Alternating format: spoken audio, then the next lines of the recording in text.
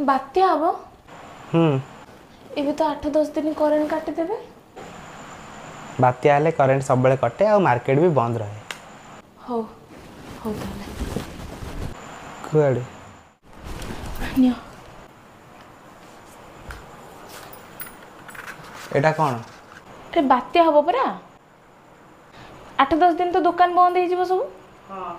तो एथे सब दरकार सामान अछि जाके नहीं आसो।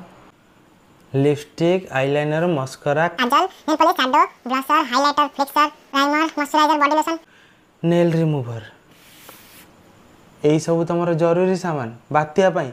हाँ बात्यारे सब दुकान बंद रहिबो ना ता सहित ब्यूटी पार्लर भी बंद रहिबो तो घरे मते एडजस्ट करबा को पड़िबो। अरे हाँ आ गोटे फेशियल किट भी आनी थिबो। फेशियल किट लेके भूली जाइछि।